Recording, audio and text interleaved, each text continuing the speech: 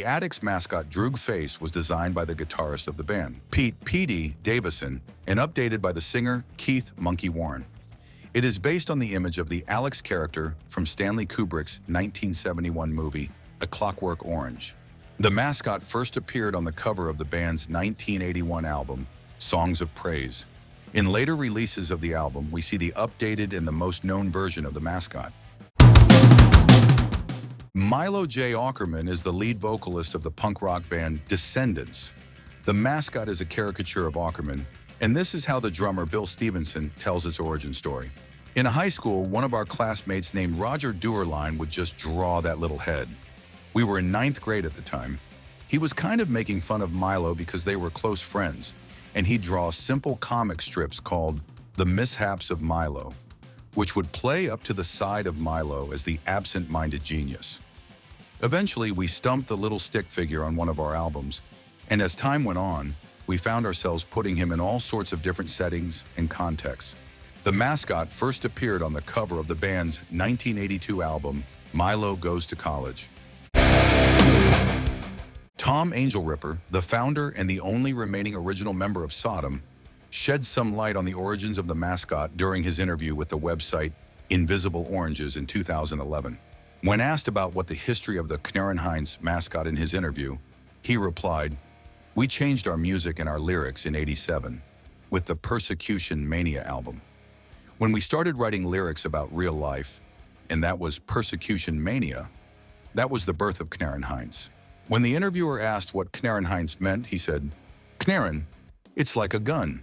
And Heinz, it's a famous name in Germany for a male." The artwork of Persecution Mania was by Johannes Beck.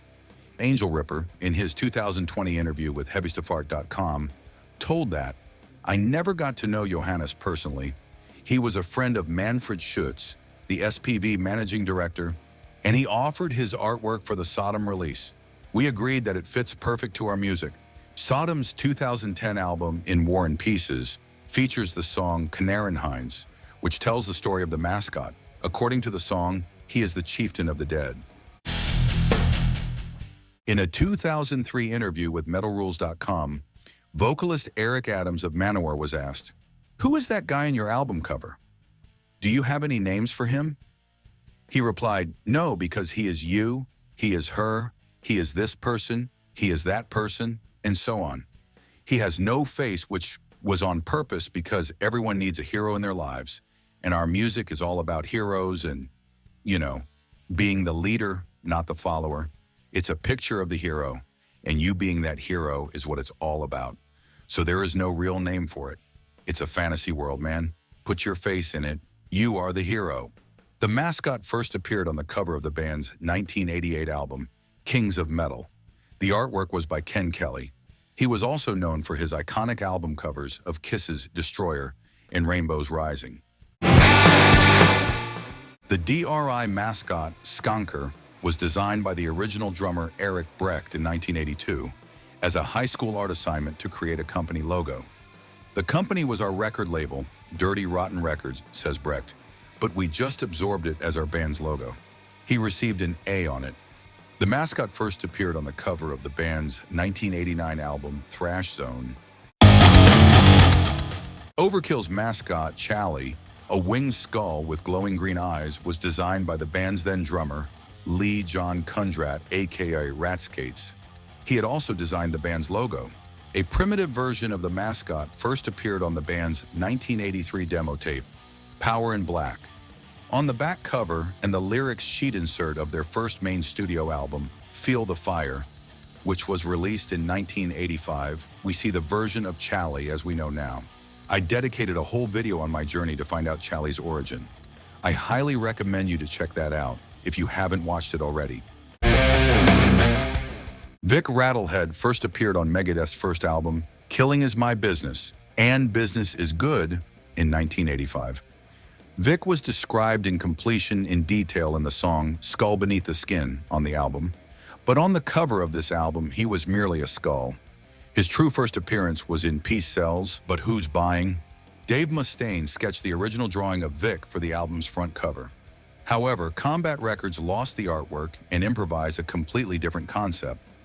The original artwork was recovered and placed on the reissue of Killing Is My Business and Business Is Good.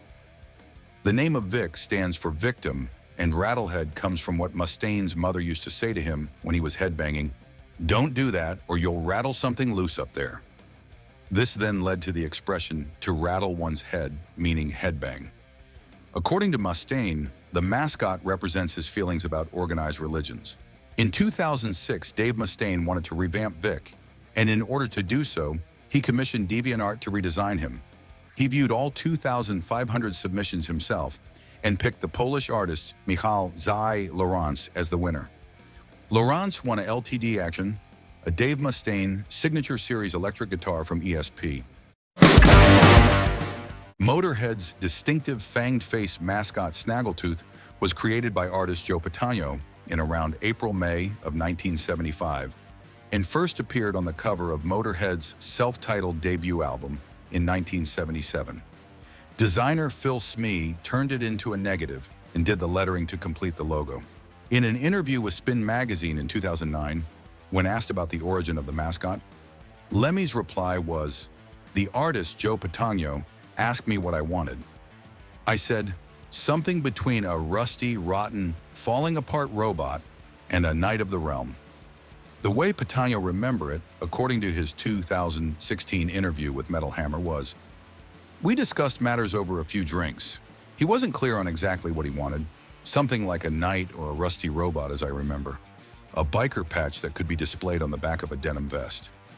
In an interview for Motörhead official website in 2002, Patano explains where the inspiration for the mascot came from. "Just being a naturally pissed off bastard, and Lemmy's the same way. I did a lot of research on skull types and found a X-breed gorilla wolf dog combination would work nicely with some oversized boar's horns. Lemmy added helmet, chains, spit, spikes, and grit."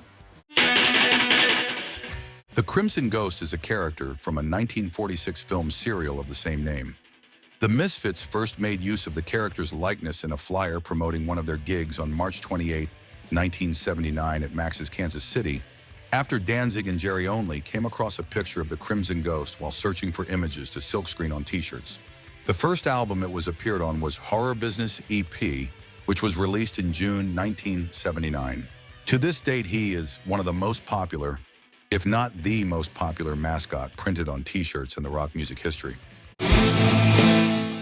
Eddie was created by the British artist Derek Riggs 2 years before Iron Maiden signed with EMI for their first album. The first picture of Eddie was originally entitled Electric Matthew Says Hello and was actually painted for a possible punk album cover. Iron Maiden's manager Rod Smallwood saw some of the artist's work for other EMI clients and asked to see his portfolio. The band asked him to add more hair to the figure to make it look less punk-like. He first appeared on the cover of the single Running Free in February 1980. His face was obscured because the band did not want him unveiled until their debut album, Iron Maiden, which was released in April 1980.